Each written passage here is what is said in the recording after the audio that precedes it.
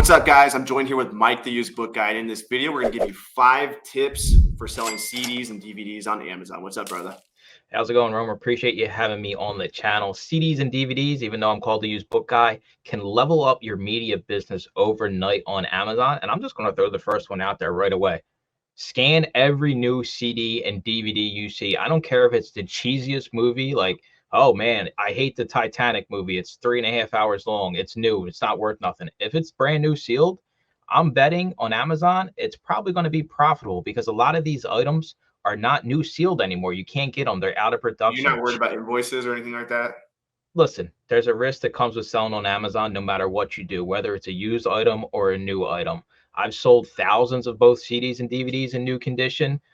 As long as they're legitimately new, and there's steps you can take, right? You want to make sure that it's not sealed. Like I didn't seal it myself. You can tell the difference once you can go to a Walmart or anywhere that sells CDs and DVDs, and you can feel the difference in the cellophane that these things are wrapped in and how it's folded. So on the top of a DVD, it's kind of folded over like in 2 little halves, and some of them have the white strip on top of the CDs and DVDs. They even have barcodes on those that you can scan, and it'll scan right into Scoutly or Scout IQ. So there's a risk with this, but I've sold thousands. I've never run into any headaches or issues. And I know some people say stay away from, fast moving items. I have no problem sending these in and really not run into anything. Nice. What's number 2? Number 2, if you don't know what it is, scan it, right? So I'll tell you right now, whether you're scanning books, CDs, DVDs, a majority of the stuff is going to be rejects. Yeah. It's just a matter of how many items can you scan to find the 5 to 15% of acceptable items. Yeah. And for me, I kind of know a little bit about movies. I'm not like a crazy movie buff. I know a little bit about music, but if it's something I never heard of or it's something weird, I'm going to scan it every single time. I know Harry Potter's not worth money, but if I see some crazy, like maybe Harry Potter in Spanish, right, or in French, I've come across French movies as well. They're popular titles, but if they're in a different language, all right, that should be something you should scan. If you're not familiar with it, you never heard of this artist, or even if you have, right, I guess we can jump into 3. It kind of coincides with it. Follow trends in movies and CDs. Taylor Swift CD. Every time I see it, I'm buying it. All right, it's Toby Keith. Passed away, unfortunately. Jimmy Buffett, every CD you see, you're going to buy it. All right. You might scan it and it might say, well, you're only going to make $1. Well, I'm here to tell you, just because the software says you're going to make $1, that CD or DVD is selling probably 50 times a day. So you're going off the data right now. If you price it up, I guess this segues into, GoToList or having the smart pricing. It's going to price these items up because it knows if it's selling 50 a day and there's 30 people on the listing, it's going to take you a week to get your item even into the warehouse. How many more copies of that have sold? I do it all the time. Yeah. Every Taylor Swift, it'll say, oh, $8. I'll send it in at $15. It'll sell. Give it a week. Price is always going up and down. It just depends. Like, do you want to sell it when it's up or do you want to sell it when it's down? Like, it's always fluctuating. Yeah. So now we're on to number 4 here. We're just piling right through these, dude. I need to slow down. This video is going to be super short. No, the shorter the better, man. Like, I'm so happy when I have like a 5-minute video. I'm like, hell yeah, I did a good job. Do not test these CDs and DVDs. Think about it. You can fit 175 CDs in a small Lowe's box. You can probably fit, I think it's around 90 to 100 DVDs.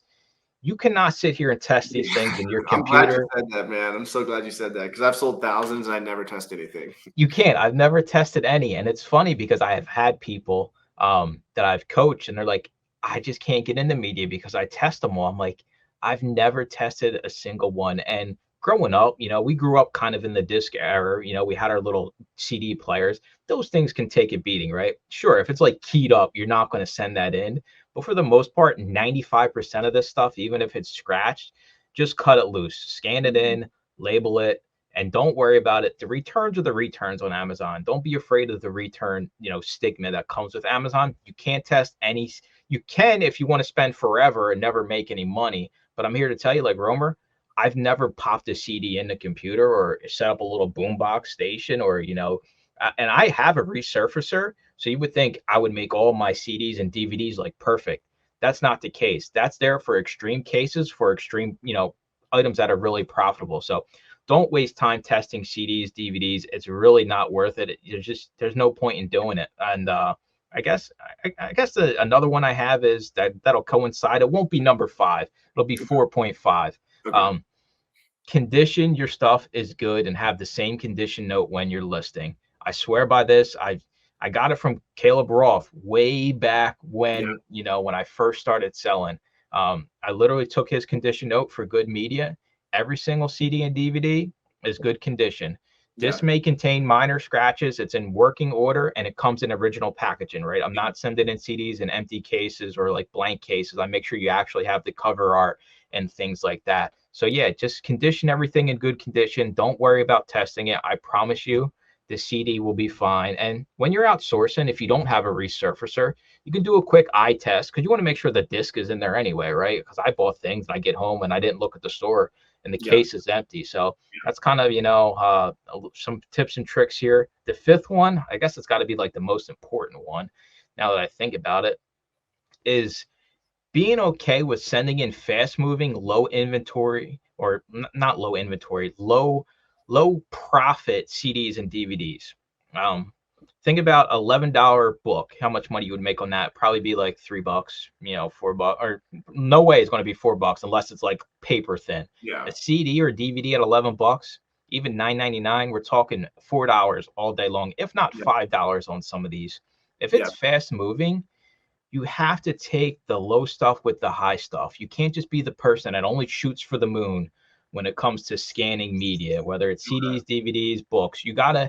It's all cash flow. I mean, think about how many items in inventory a media seller has in any single time to make decent money. You're going to have thousands of these items. If you're paying $1 a piece, in essence, I have 3,000 items today sitting at Amazon. That's $3,000 that's just sitting there doing nothing for me, right?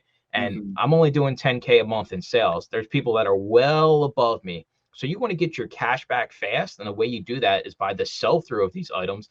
And you know it because you dabble in other things. When it comes to sell through, that's almost more important than the profit you're going to make. Because if you know it's guaranteed to sell, you can't lose in these situations. If the sales score is over 100, that thing's going to sell the week it gets checked in. 100%. Well, thanks, brother. Everyone go subscribe to Mike the Used Book Guy. I'll link his YouTube channel below here. We're shooting some more videos too, so I'll link those videos below. And much love, brother. Thanks for coming on. Thanks for sharing. Appreciate having me on, man.